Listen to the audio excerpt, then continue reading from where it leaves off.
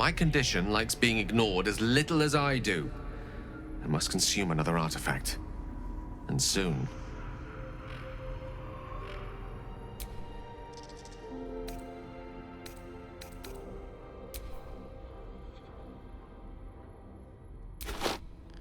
Thank you.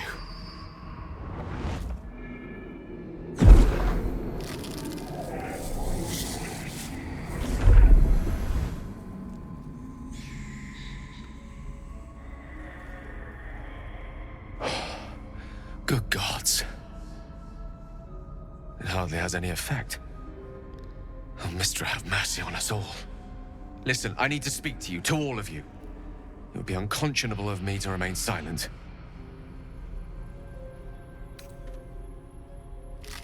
I appreciate it greatly, but I can no longer keep you in the dark. You have to know who I was. You have to know who I really am.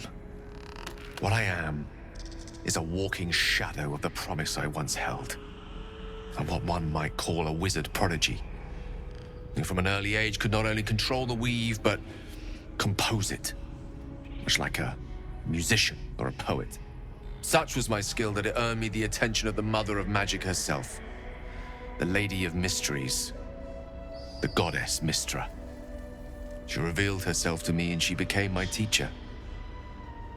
In time, she became my muse, and later even my lover.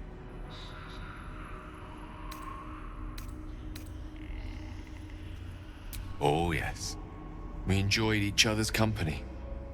Body, mind, and soul. But even so, I desired more. You see, no matter how powerful a wizard we mortals can become, we never scratch more than the surface of the weave. Mistra keeps us in check. There are boundaries she doesn't let us cross, yet every time I was with her, I stood on the precipice, gazing into the wonders that lay beyond. I sought to cross her boundaries.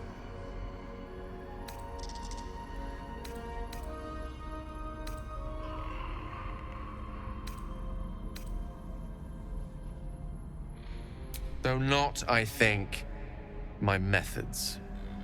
I tried to convince her. I pouted. I pleaded. Swore my ambition was only to serve her better. She only smiled and told me to be contented. But inconceivable as it seems to me now, I shared a bed with a goddess, and yet I wasn't satisfied. So I sought to prove myself worthy to her instead. We come now to the crux of my folly. Shall I share the story behind it, or would you rather head straight to its sordid finale? Very well. Here goes. Once upon a very long time ago, a mighty lord lived in a tower. A flying tower, to be precise. I'll save his history for another time, but the gist of it is that he sought to usurp the goddess of magic so that he could become a god himself. He almost managed, but not quite, and his entire empire, Netheril, came crashing down around him as he turned to stone. The magic that was unleashed that day was phenomenal, roiling like the prime chaos that outdates creation. Even the weave itself could not withstand the onslaught. It fractured, then shattered, and all magic was lost to the mortal realms, until the day Mistra returned. She restored the weave, reuniting all its scattered shards. Or so I thought. Until, in the course of my studies, I learned of a book. A Netherese tome in which a piece of the fractured weave had been sealed beyond her reach. What if, I thought, what if, after all this time, I could return this lost part of herself to the goddess?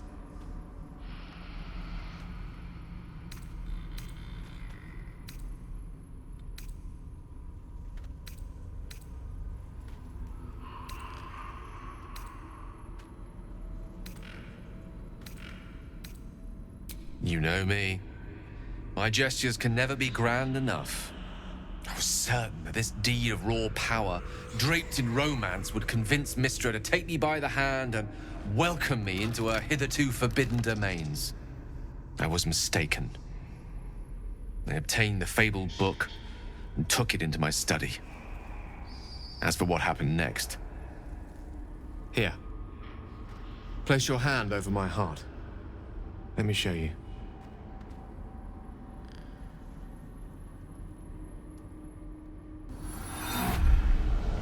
You feel the tadpole quiver as you realize Gale is letting you into the dark.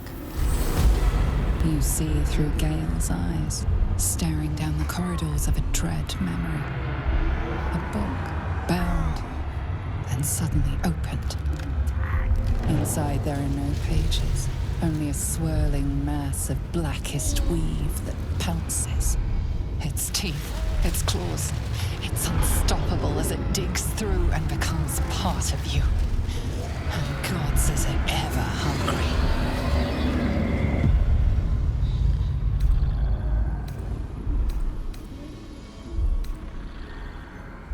Thankfully, the moment I absorbed the fragment wasn't enough to kill me outright. It was only the beginning.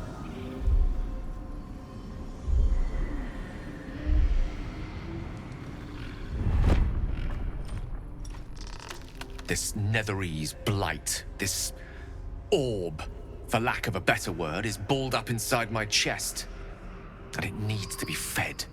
As long as I absorb traces of the weave from potent enough sources, remains quiet. Were it ever to fully destabilize, however.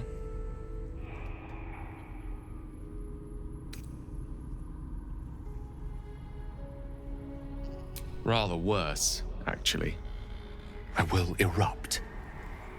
I don't know the exact magnitude of the eruption, but given my studies of Netherese magic, I'd say even a fragment as small as the one I carry, it'd level a city the size of Waterdeep.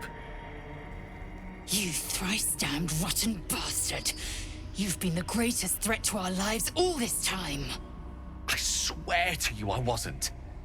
But I've no choice but to admit I am now. Perhaps it would be best if I leave, and put as much distance between us as I can before the orb erupts.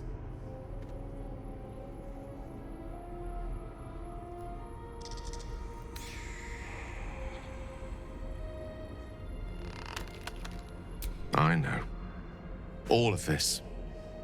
It must feel like a betrayal. Say the word, and we'll part ways.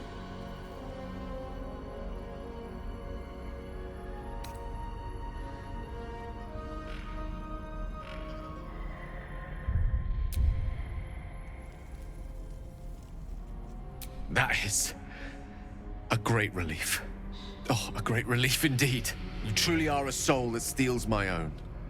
From all my new rallied heart, I thank you. I thank you all. I understand if you stand against me. I'm humbled if you stand with me. Either way, I will do my best not to let you down. I stand at a precipice, but if you do not give up hope, neither shall I. I'll fight. I'll resist as long as I can. Now, even I am tired of the sound of my own voice. Let us venture forth.